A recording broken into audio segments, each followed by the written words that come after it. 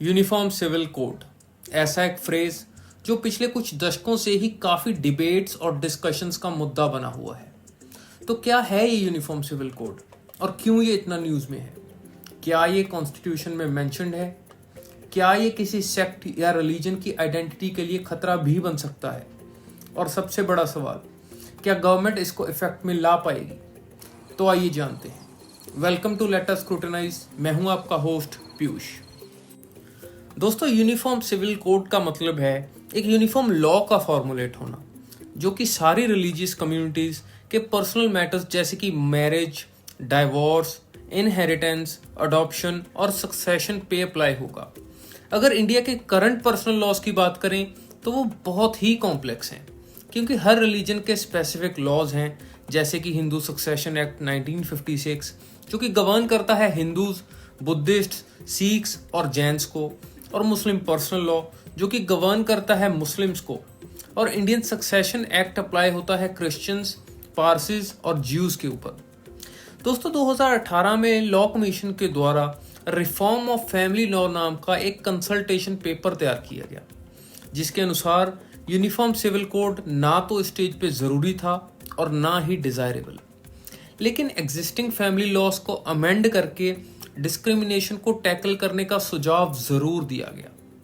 लेकिन ऐसा भी नहीं है कि यूनिफॉर्म सिविल कोड इंडिया की किसी भी स्टेट में ना हो, क्योंकि गोवा इंडिया का एकमात्र ऐसा स्टेट है जहां common civil code, namely the Portuguese civil code of 1867 practice में है।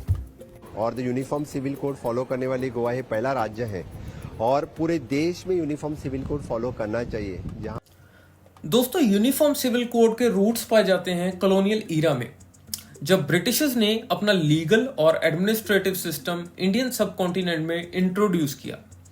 ब्रिटिशर्स ने डाइवर्स इंडियन पॉपुलेशन में गवर्नेंस को स्ट्रीमलाइन करने के लिए एक यूनिफाइड लीगल सिस्टम को इस्टेब्लिश करना चाहा, जिसका एम ऐसे सिस्टम को क्रिएट करना था जो इंडियन सब कॉन्टिनेंट के कॉम्प्लिकेटेड लीगल ट्रेडिशन से ज्यादा एफिशिएंट और कंसिस्टेंट हो। लेकिन इस लीगल सिस्टम की दिक्कत ये थी कि ये काफी बार एग्जिस्टिंग रिलीजियस और कल्चरल नॉर्म्स को कॉन्ट्राडिक्ट करता था। इस लीगल सिस्टम का जो सबसे सिग्निफिकेंट स्टेप माना गया वो था ब्रिटिशर्स का पर्सनल मैटर्स जैसे कि मैरिज और फैमिली इश्यूज से संबंधित लॉज को कोडिफाई करना। ये लॉज सारे इंडियंस पे एप्लीकेबल थे, फिर चाहे उनका रिलीजियस बैकग्राउंड जो भी हो। दोस्तों, ब्रिटिशर्स का ये मानना था कि ये लीगल सिस्टम उनके एडमिनिस्ट्रेशन को सिंप्लीफाई कर देगा। लेकिन इन लॉज के इंट्रोडक्शन ने बहुत सारी रिलीजियस कम्युनिटीज से रेजिस्टेंस एनकाउंटर की, क्योंकि इंडिया में पर्सनल लॉज रिलीजियस प्रैक्टिसेस और कल्चरल ट्रेडिशंस के साथ डीपली इंटरट्वाइंड हैं, जो कि इंडिया में अभी भी देखा जा सकता है। थोड़े ही टाइम बाद ब्रिटिशर्स ने इंडिया के पर्सनल लॉज की सेंसिटिविटी और कॉम्प्लेक्सिटी को रिकॉग्नाइज करना शुरू किया और रिलीजियस कम्युनिटीज को सर्टेन फैमिली मैटर्स में अपने पर्सनल लॉज को प्रैक्टिस करने की छूट दी।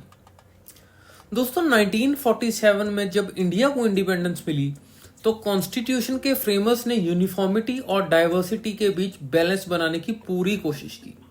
इंडियन कॉन्स्टिट्यूशन ने नेशन के रिलीजियस और कल्चरल प्लूरलिज्म को रिकॉग्नाइज करते हुए इन रिलीजियस पर्सनल लॉज को कंटिन्यू रखने की अनुमति दी। दोस्तों, इंडिपेंडेंस के कुछ टाइम के बाद से ही यूनिफॉर्म सिविल कोड का मुद्दा डिबेट्स का पार्ट रहा है। हर मुद्दे की तरह यूनिफॉर्म सिविल कोड के भी कुछ प्रोज एंड कुछ कॉन्स हैं। यूनिफॉर्म सिविल कोड के प्रोज माने जाते हैं कि ये सेकुलरिज्म, नेशनल यूनिटी और जेंडर इक्वलिटी को प्रमोट करता है।